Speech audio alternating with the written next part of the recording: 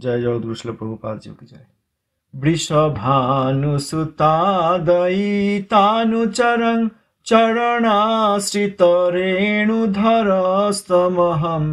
महदद्भुत पावन शक्तिपदं प्रणमामि सदा प्रभुपाद पदं।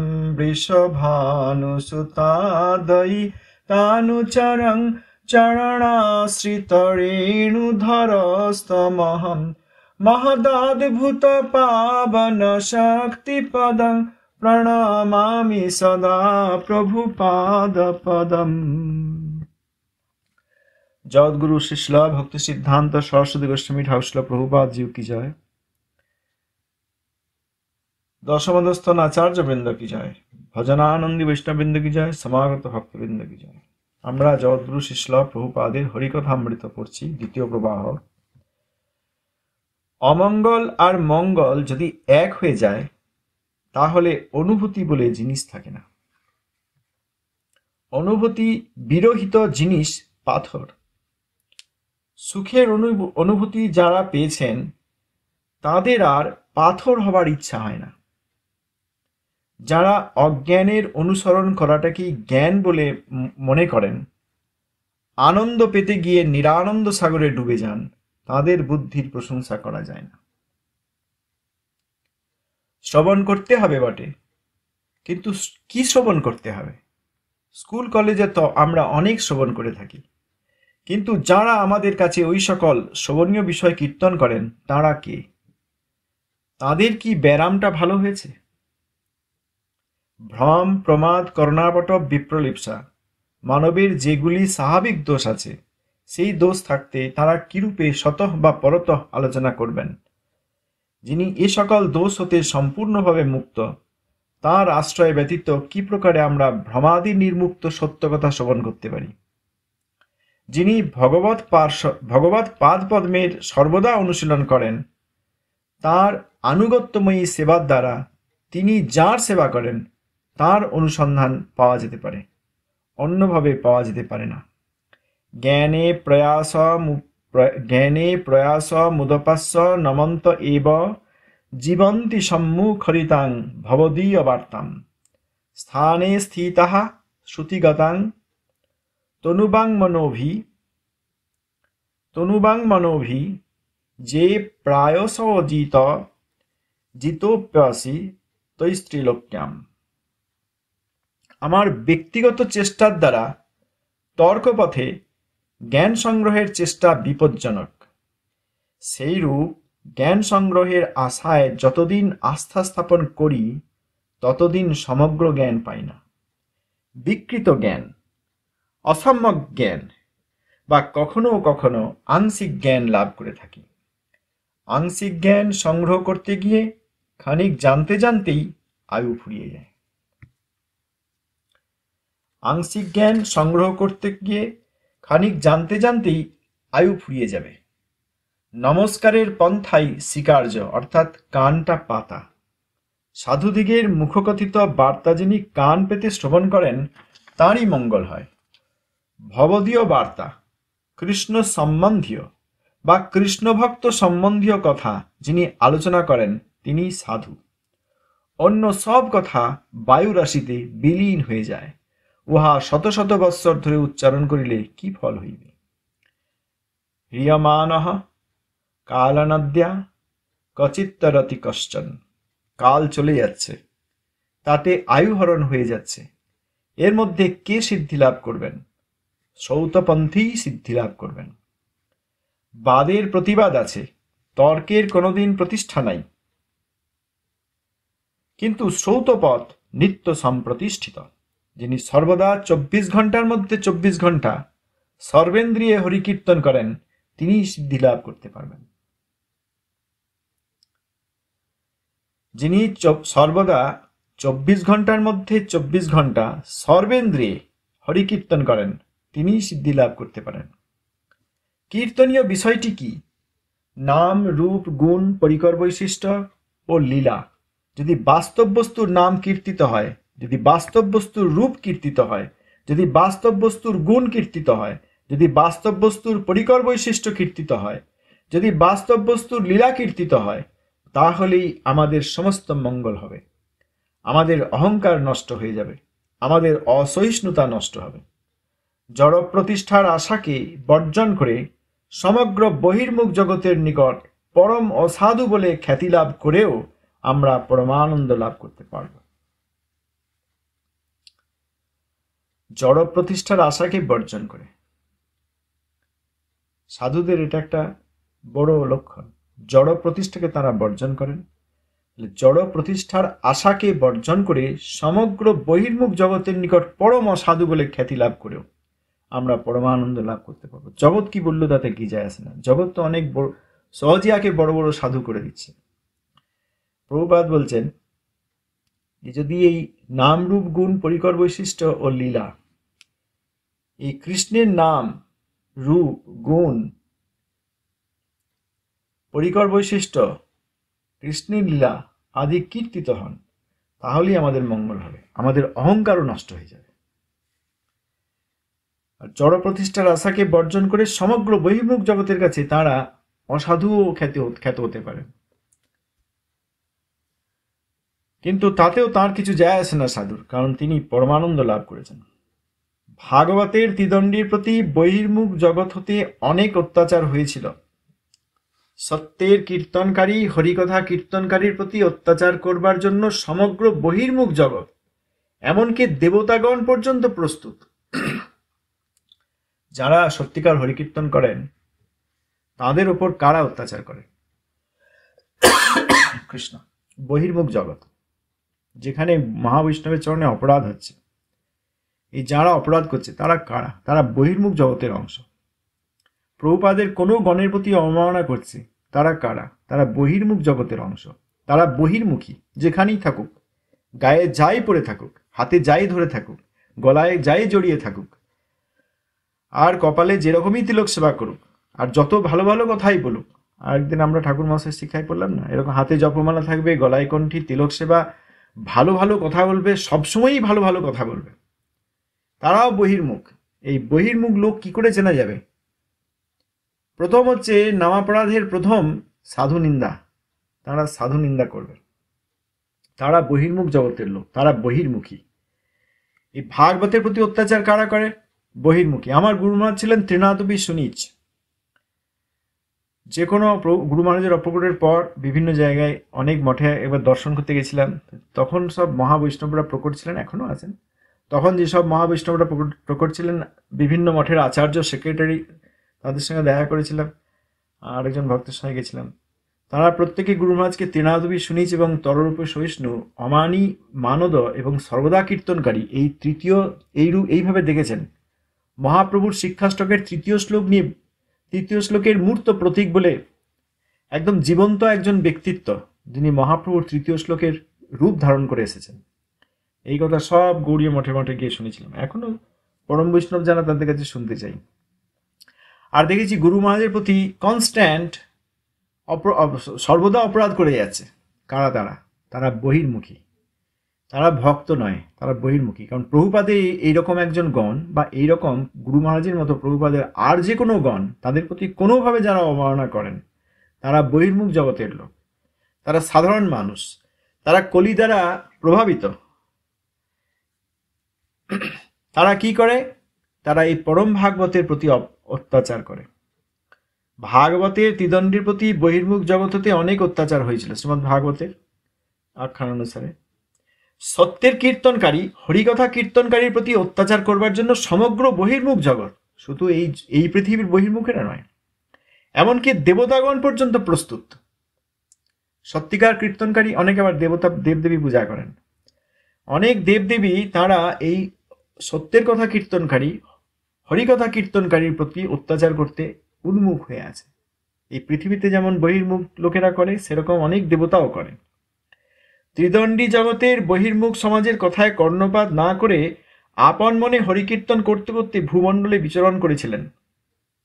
এই শ্রীমদ্ ভাগবতের ত্রিদণ্ডী জগতের বহির্মুখ সমাজের কথায় কর্ণপাত না করে আপন মনে হরিকীর্তন করতে করতে ভূমণ্ডলে বিচরণ করেছিলেন।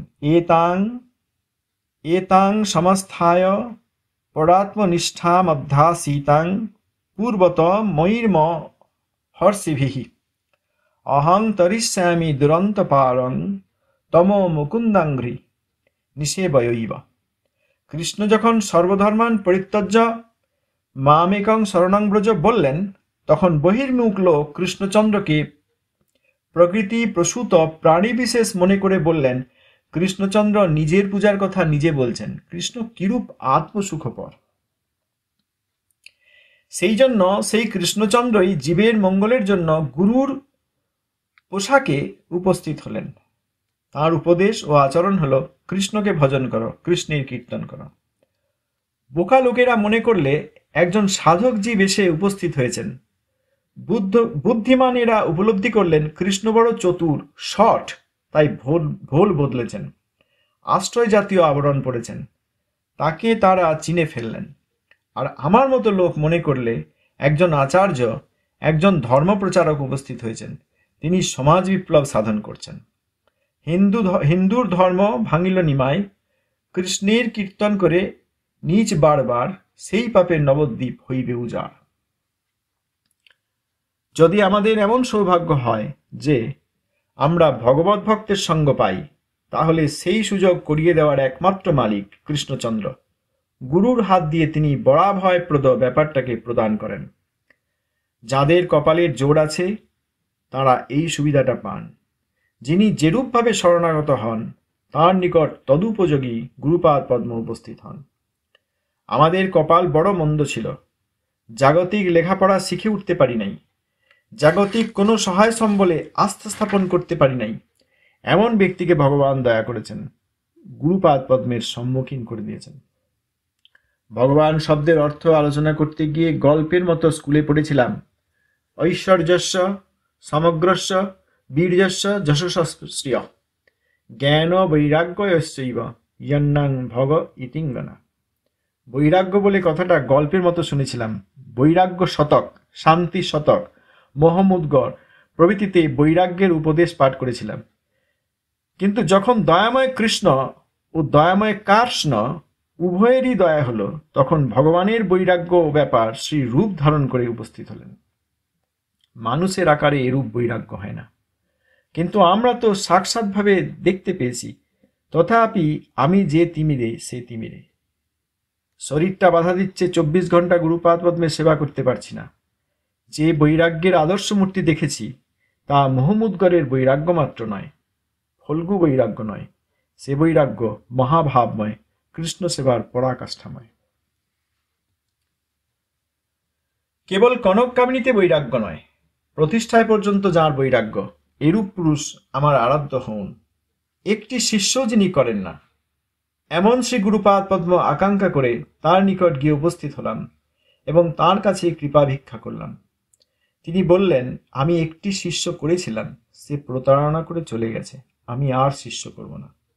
আমি ব্যথিত হলাম বটে, কিন্তু দৃঢ় প্রতিজ্ঞা করলাম, দেখি আমি কতবার প্রত্যাখ্যাত হতে পারি, আমি তার কৃপা না নিয়ে জগতে বিচরণ করব না।